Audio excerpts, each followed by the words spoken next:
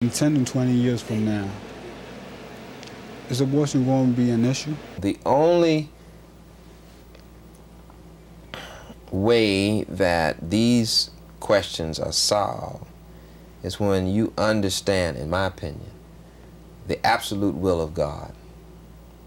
And nobody understands the will of God from beginning to end. That's why forgiveness, understanding. My brother, if we had more of that in our world, abortion may always be an issue, but it would not be the issue that it is. You may have heard a lot about abortion in the news lately.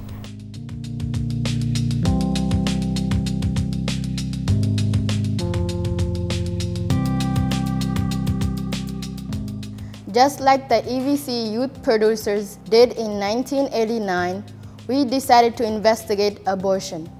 We want to learn what has changed over the past 29 years. In the process, we learned a lot about abortion, past, present, and future. According to When Abortion Was a Crime by historian Leslie Regan, throughout the 18th century in America, abortions were legal. They were illegal only after quickening, which is when a pregnant woman could feel the fetus moving. By the mid-1880s, more women were graduating from medical school and becoming midwives. Midwives are trained to assist women during childbirth and also trained to perform abortions. The American Medical Association, a group representing mostly male doctors, started losing patients to midwives. Since more women were going to midwives for abortions than for help with their childbirth, the AMA started to force lawmakers to make abortion illegal in order to take business away from midwives. The AMA succeeded and abortions would become illegal by 1880, except when necessary to save a woman's life. After abortion became illegal in the US, many women resorted to performing abortions on their own. Many of these women died due to complications from their illegal abortion. Abortion remained illegal until 1973. According to NBC News and History.com, in 1969, Norma McCorvey was looking to terminate an unwanted pregnancy. In Texas, abortion was a crime unless a woman's life was at risk. In court, McCurvey was known as Jane Roe. She sued Henry Wade, the Dallas County District Attorney, for the right to have an abortion. From CBS News headquarters in New York, this is the CBS Evening News with Walter Cronkite. Good evening. In a landmark ruling, the Supreme Court today legalized abortions. The majority in cases from Texas and Georgia said that the decision to end a pregnancy during the first 3 months belongs to the woman and her doctor, not the government. Thus, the anti-abortion laws of 46 states were rendered unconstitutional.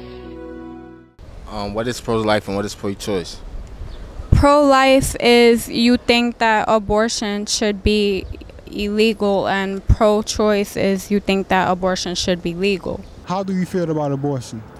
Personally, I'm pro-choice. Pro-choice? Pro-choice. Pro-choice. Pro-life. Why? Well, I don't think we really know when life begins in the womb. I think when people go to have abortions, they're killing a person.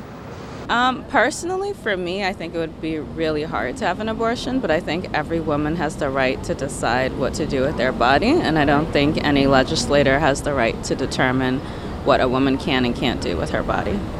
Do you know anyone who had an abortion? Yes, I've known quite a few people that had abortions, and they were very satisfied. How did they feel when they had the abortion? Well, a lot of people that I know, people just don't up and do it. It's a thing that you think about, and you think about it thoroughly, and you think about that child that you're bringing in the world. Can you afford this child? Can you afford to give it what you want to give it? It takes more than love and affection to raise a child in this day and age. Personally, would you have an abortion? Yes, I would. I'm on my way to have one right now. Do you feel nervous or anything like that? No. This is not like you're going to a butcher. You're going to a doctor, a licensed doctor that knows what he's doing. So it's not a thing that you're getting on a table and somebody's taking some dirty knife and sticking it up there. know, excuse my way of putting it.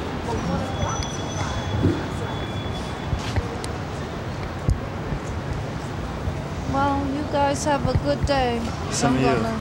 This woman in 1989 had an easier time going into an abortion clinic than women in 2018 who tried to enter Choices Women's Medical Center in Queens. Every Saturday since 2012, protesters have gathered outside the Choices Women's Medical Center in Jamaica, Queens. They come out from a church in Brooklyn and they have a plethora of really garish signs, and they preach like an impromptu sermon, I guess, as people walk by, especially if they're walking into the clinic. If as a woman not getting an abortion on that morning, I feel uncomfortable, I can only imagine what a person who is actually going to get that procedure feels like. It can be really disturbing to be yelled at. And some of the things that you'll hear there are, don't kill your baby. There was one time where there was a woman who was coming in, she was pregnant and she had her little toddler. And somebody yelled that, and you saw the little boy stop and turn around and think about what he thought from his perspective when someone yelled that. I'm a volunteer leader for their escorting program. We're there to make sure that every person who comes to the clinic gets into the clinic with as little stress as possible. The anti-abortion protesters often use very, very violent rhetoric towards patients, towards escorts, towards people on the street. I've been called a murderer, I've been called Jezebel, I've been called a sinner, told I'm going to hell. You are going to stand before God for all of the children that you facilitate the slaughter of. What if right now we were to kill children in front of you? What if you saw the blood of the innocent child spilled on the ground? A couple of weeks ago, we had a patient and her companion. They were yelled at, told, don't murder your baby, don't kill your baby. The patient made it in okay, but the companion stayed outside and he said, we wanted this baby. The baby's dead. And the protester just kept going at him like, yes, you're killing your baby, you're killing your baby. And he said, no, we wanted this baby. Something else that didn't exist in 1989 are crisis pregnancy centers. So a crisis pregnancy center is the name for a kind of clinic that's generally run by anti-abortion groups. Essentially, they are there to dissuade women from getting abortions. I just have one more question. Do you guys do abortions there or no? We do not. And the reason is because we also work with a lot of women who have suffered an abortion in the past, and we see how it hurts that woman's heart so deeply, and so it really changes her life forever. And so we don't want any woman to have to suffer that wound, and yeah, it's not worth it. It's not worth it for you or for your baby. Thank you. Okay.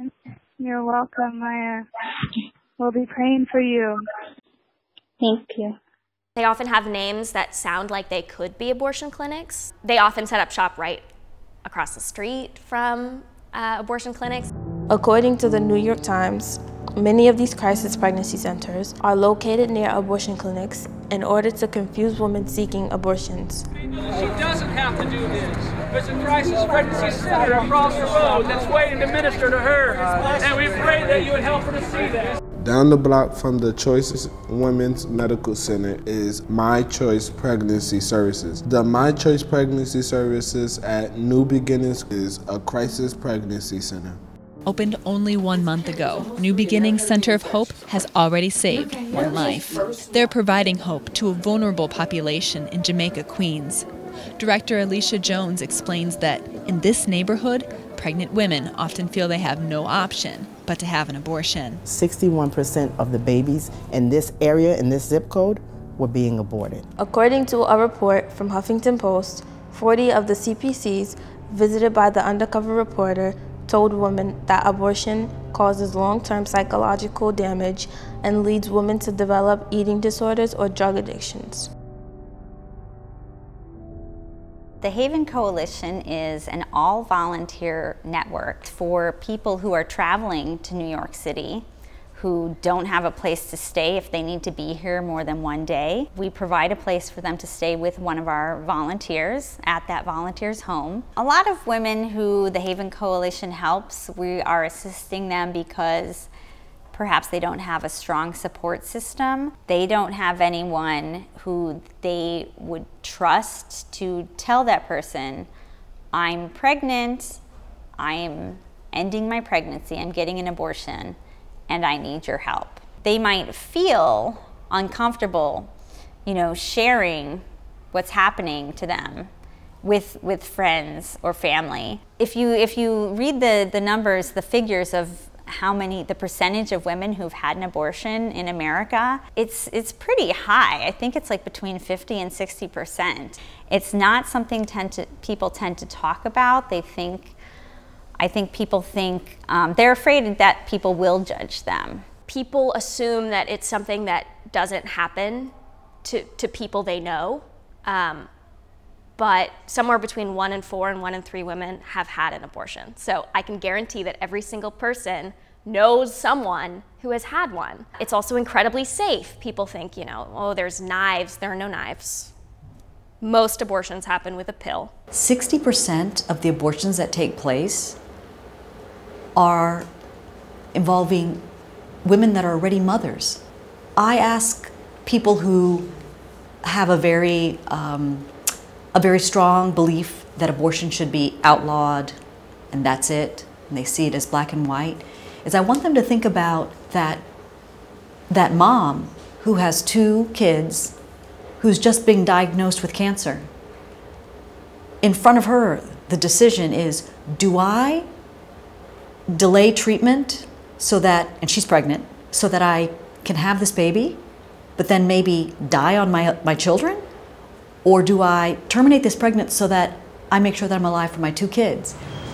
Since 1973, many states have passed laws restricting access to abortion and funding to pay for them.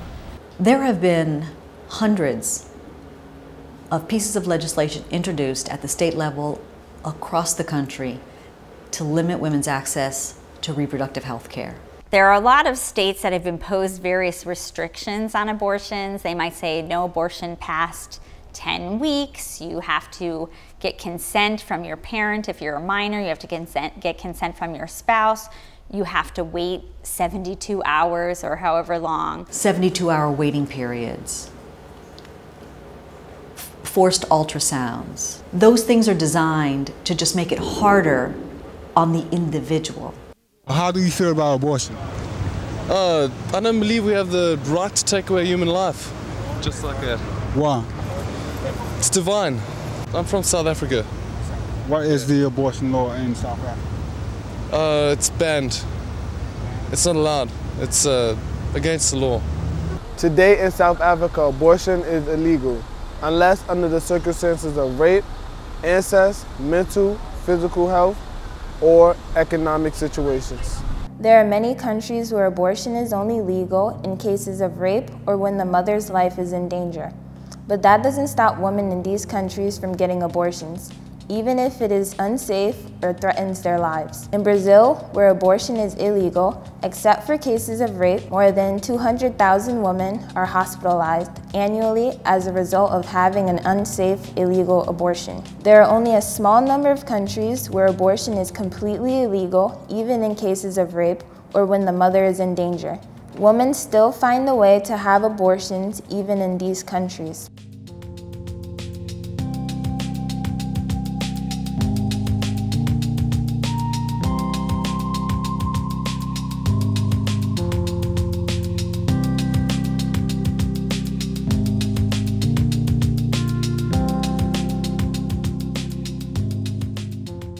It seems that the stigma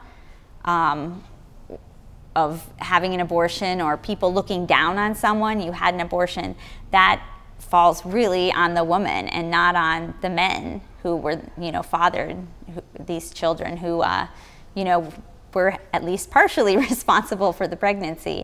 Women often object to the fact that it is male politicians and judges who make the law about abortion. they say that if it were men who became pregnant, there would be no argument over the right to choose. I've never understood the pro-life position. Well, I never understood it because I understand the principle. It's human life as people see it. But what crime? What crime is it? Well, it's human life. No, should the woman be punished? Do you believe in punishment for abortion? Yes or no, as a principle? The answer is that there has to be some form of punishment. What about the guy that gets her pregnant? Is he responsible under the law for these abortions? Or is he not responsible for an abortion decision? It hasn't, different feelings, different people. Yeah. I would say no. The Trump administration has done many things that the cumulative effect is devastating for women in this country and around the world. The first thing he did when he came into office was he put back into place the global gag rule, which meant that any humanitarian aid that went to other countries, if they talked about abortion, much less performed on site, that they would lose funding. And that meant funding for contraception and funding for condoms. Here in the United States, any health center that refers a patient, gives them any information about abortion, will no longer receive money that has been dedicated to providing health care and contraception for low-cost Americans. In 2018, the Supreme Court ruled that crisis pregnancy centers do not have to provide women with information on where and how to get an abortion. In New York, a federal judge ruled that the protesters at the Choices Medical Center were not harassing patients or volunteers and have a right to protest in front of the clinic. And as of this recording, President Trump has nominated a judge to the Supreme Court that many believe will overturn Roe v. Wade, giving states the power to make abortion illegal. Now, the Supreme Court is about to bring in yet another ultra-conservative judge. And Roe v. Wade, the law of the land that has protected women's right to an abortion, is very likely to be overturned. Women are not going to stop seeking to get an abortion. And that's going to be abortions that are done illegally, not in the open, in facilities that aren't necessarily safe. They're going to do it on their own. And we know this because that's our history. That is exactly what has happened when abortion was not legal in this country. It didn't stop women from trying to end their pregnancies. It just led to them doing it dangerously and rendering themselves infertile, getting infection and dying from bleeding. And now it's more of a question of when Roe v. Wade is overturned, the impact will be that women will die.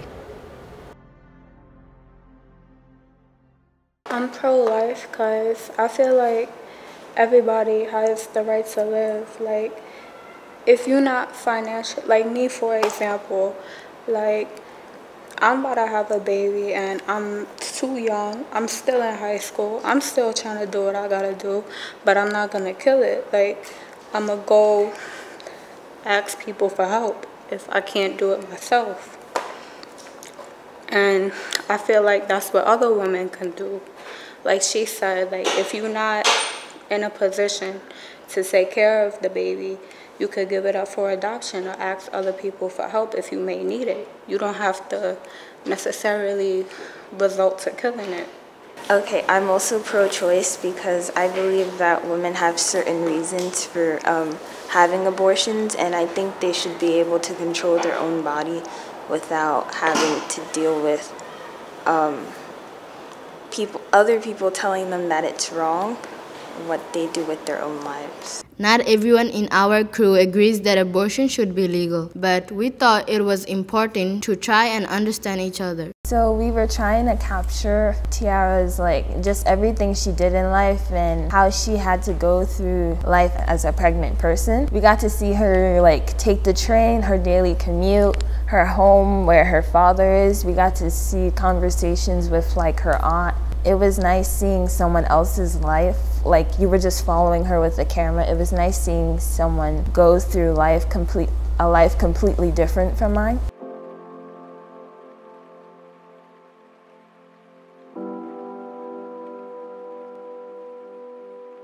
was 17 when I got pregnant. People would they would look at my stomach, they would say, "You're pregnant, congratulations, how old are you?" I would tell them, and then they would be like, "Oh, you're a baby, having a baby." My father, he's very judgmental. He wasn't thrilled about it, he was kind of disappointed, but he was like, "Just stay in school, do what you gotta do, and I'll support you." The rest of my family, they buying me everything, like cribs, and I didn't tell them to do it, they offered to do it. Right now, since I'm young, I'm gonna need help, because you can't be my age and do it on your own. It's impossible. I think I'm pro-life because everybody has a right to live. So do you think your family would have been more or less supportive if you would have had an abortion? There's some people in my family who they don't believe in abortion. Like one of my aunts, she even told me, "I don't believe in abortion. I think no female should have one because to take away a baby's life, that's sad. Like a baby is a beautiful thing. Why would you want to take away that person's life?" So your aunt will be pro-life? Yeah. She kind of believes the same thing I believe. If you wasn't Catholic or you didn't really believe in God, would you still feel the same way about abortion? Yes, I would, because that's murder. You're killing a human, you're killing a human life that's growing inside of you. So either way, Catholic or not Catholic, just have the baby and give it away. There's a lot of options you could go through. You don't have to get an abortion, because that's the easy way out. Say they were a rape victim. What if it hurts them to have the child of a person who raped them? Would it be okay to get an abortion then? No. In my opinion, my personal opinion, no, because there's other options you can go through. Yes, it's going to hurt, and you're going to be through your pregnancy. Oh my God, I'm pregnant, I got raped, what am I going to do? You give it away. I asked her the question originally because she said there was no excuse for abortion. You had to have the abortion.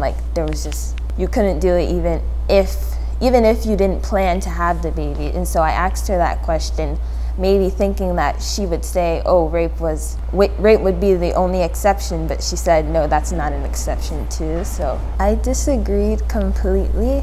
I think there are circumstances where it's okay to have an abortion. It's not easy to have a baby that you didn't have consent for. Your own body was violated. It's not easy to just simply have this person's baby, because you're forever reminded of what they did to you and how you felt during that moment. Being someone who's not supportive of abortions, could you empathize with someone who has had one?